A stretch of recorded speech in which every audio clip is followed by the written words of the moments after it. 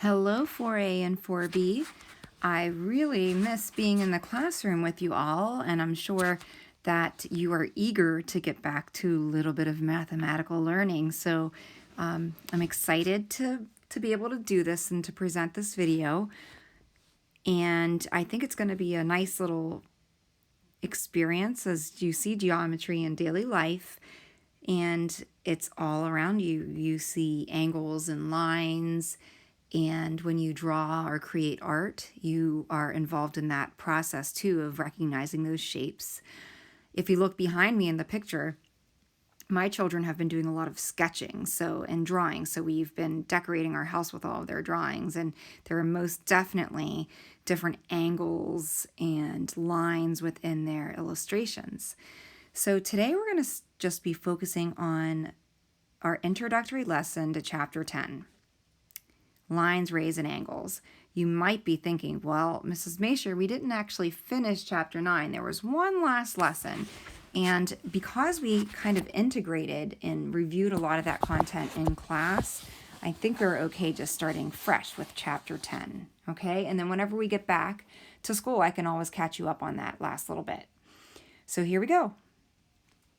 Today, I want you to think about everyday things that can model geometric figures, as well as how do we describe those geometric figures in those points. Like, how do we actually draw it, read it, write it? And so let's go ahead and take a look at these examples.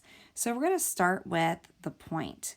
And a point is an exact location in space. It's literally one spot. So you would read what we have written here as point A, and you would write it as point A. So reading and writing, it's exactly the same when you're talking about a point. A line is a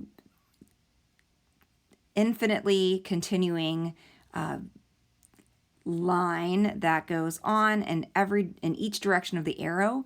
So this is line BC, and it does not end at the B and it does not end at the C. It is not a line segment. Where that arrow is in both directions, that tells you it goes on forever and ever. So we call this line BC, or you can change it. It could also go as line CB.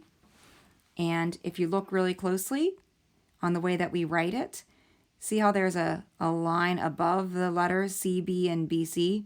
And there's an arrow on either side of that line, and that tells you that it's a line and not a line segment, okay?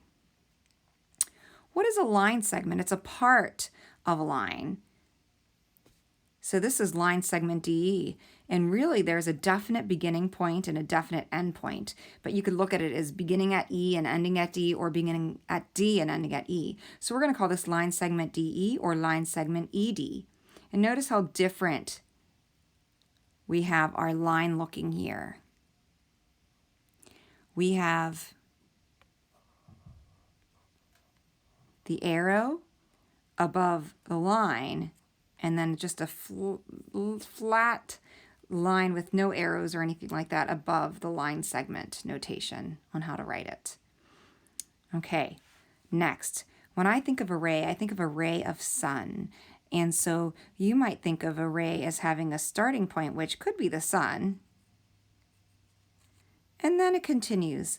The rays come out of the sun and they continue. They end up bouncing down off the ground and then bouncing back up because light just continues. It hits a surface and may reflect off of it, or sometimes it gets absorbed too, like in dark colors. But whenever you think about a ray, you want to think of it as having a definite beginning point, an end point, but then it just continues on in the other direction. And so since a ray only continues in the direction of G, notice how we write it.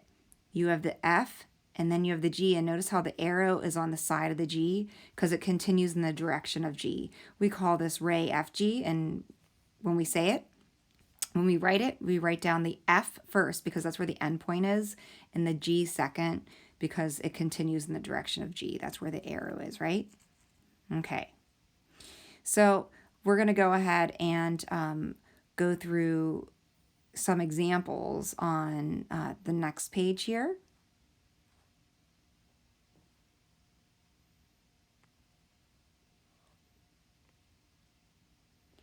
An angle is also important and that it names the angle created within a set of line segments or lines that share an endpoint here. Or rays, I apologize. It's going to be either line segments or rays because there's a definite endpoint. So the angle is formed by two rays that share the same endpoint, and that endpoint here is Q that they share, and we call that the vertex. When you read this, you're going to read this as angle PQR, or you can read it as angle RQP, which is the second one. Or you can identify an angle just by its vertex and call it angle Q. And whenever we write it, we just put this symbol that just looks like an angle. It's almost like a sideways V for vertex, thinking we have an angle. And another way that we can classify angles is by recognizing the number of degrees or what kind of shape they make. And so here, whenever you have two line segments or rays that come together and you have a square in the corner here, we can measure this with a protractor, and this isn't exactly a 90-degree measure. And that's also called a right angle. We also have a straight angle, and that's because it's really two 90-degree angles put together, which makes, because we have 90 degrees over here and 90 degrees over here, that makes a total of 180 degrees.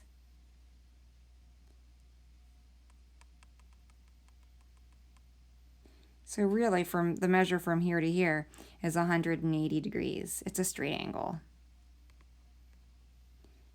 An acute angle is less than a right angle, which is less than 90 degrees.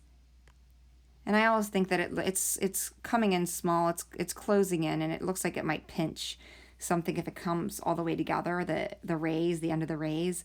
And if something's acute, you want to pinch its cheeks. So I always think of it coming down as an acute angle. And then we have the obtuse angle, which is more than a right angle. A right angle would be here, and it's actually more than a right angle. And so we call that obtuse. Alrighty, let's go ahead and take a look at these shapes beneath.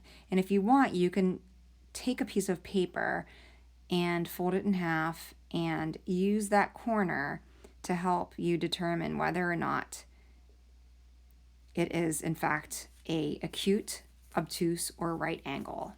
All right, why don't you go ahead and give that a shot and pause the video and see if it matches up. Go ahead, hit pause now. Okay, so you guys are back now. Let's see what you guys came up with. I'm wondering if you thought that A was obtuse.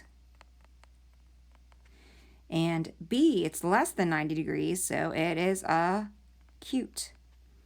C, if you look real closely, and I actually even tucked a piece of paper in there, I think this is a right angle, and it just happens to be upside down and crooked, so it's not really clear, but it is a right angle. And then D, we have another right angle.